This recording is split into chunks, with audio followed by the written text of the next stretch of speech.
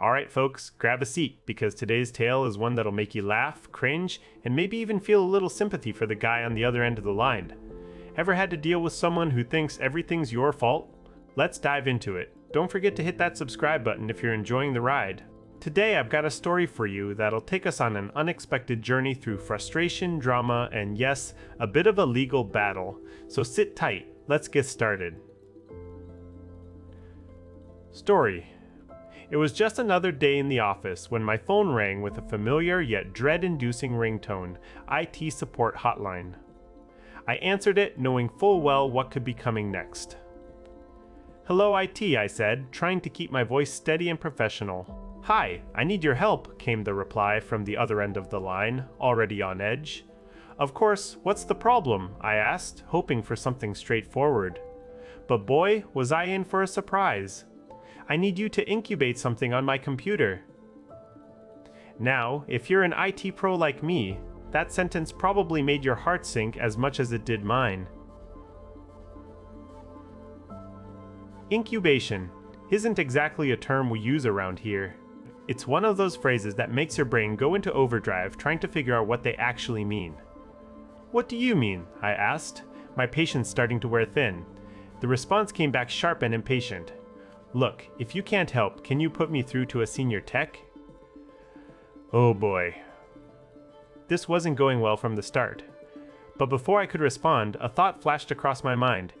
What on earth is this user talking about? Is there something truly serious going on here? "It's not that I can't help," I replied calmly. "It's that I need more information about your problem." "Simple," they said with an exasperated sigh. "There's something on my computer and you need to put it in incubation for me."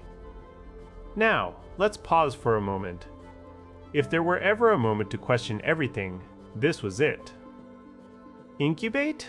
What kind of nonsense is that?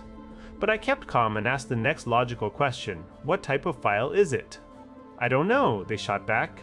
"I can't do anything because the program needs admin rights. That's why I need you." Ah, now we're getting somewhere, or rather, nowhere fast. This user clearly didn't have a clue what was going on with their computer and needed help to fix whatever issue had cropped up. "Have you downloaded a file or been on a dodgy website?" I asked, trying to be helpful despite the frustration mounting inside me.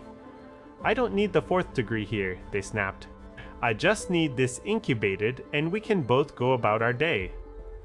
This user was clearly not in the mood for small talk or any kind of talk at all, but it was my job to help them, regardless of their attitude.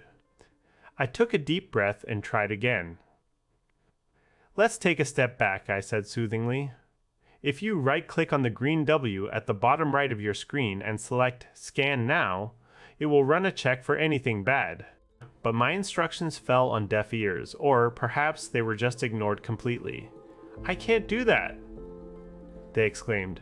"When I click it, it says to contact the network administrator." "I will remote in and have a look," I said firmly.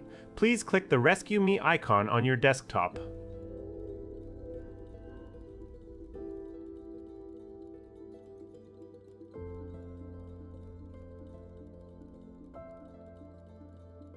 "I will. Remote EI some progress."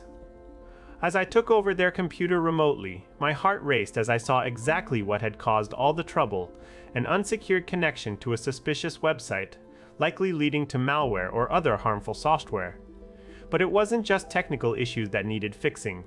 This user was clearly struggling with understanding basic IT principles and seemed overwhelmed by even minor problems. Can you imagine? I thought to myself as I delved deeper into their system. They had no idea what they were dealing with, yet expected a quick fix. As I worked through the problem, explaining each step carefully and patiently, something clicked in my mind. This user needed more than just technical help. They needed guidance on how to use their computer safely. But before we could get too far, another issue arose. "I need you to take care of it," they demanded, with an edge that made me pause. "This isn't going away." "Of course," I replied calmly, trying to diffuse the tension. "Let's finish this and make sure everything is secure." After what felt like hours but was probably only minutes, we finally got through all the issues. But as soon as it seemed like things were under control, Another bombshell dropped. "I need you to do something," they said, their voice trembling slightly now. "This isn't right." I needed to tread carefully here. This could escalate into something much bigger than we bargained for. "Let's take care of everything one step at a time," I said gently, trying to keep them calm. "First, let's secure your system, and then we'll talk about next steps." As the situation unfolded, it became clear that this user had opened themselves up to potential legal issues by their actions online. It was a sobering moment for both of us. Can you imagine? I thought as I wrapped things up, a simple misunderstanding could have serious consequences. But we managed to get through it all, securing the system and advising them on how to stay safe moving forward. And with that, I signed off, feeling a mix of relief and exhaustion. Dramatic pause. The next day, I received an email from my manager about the user's situation. It turned out they had indeed faced legal issues due to their actions online. But thanks to our quick work and guidance, we were able to mitigate any further damage. This story serves as a reminder of just how important it is to educate users on basic security practices and to be there for them when things go wrong. And while the user may have been frustrating at times, in the end, they came out better off because of our intervention. So, what would you do if faced with such a situation? Would you stay calm and professional like me? Or would you lose your cool? Odo. And there you have it, folks. Another day in the life of an IT support specialist. It's moments like these that remind us why we do what we do, to help people navigate through their digital world safely.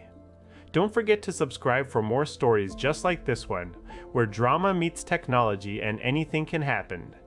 Thanks for joining me on this wild ride. Until next time.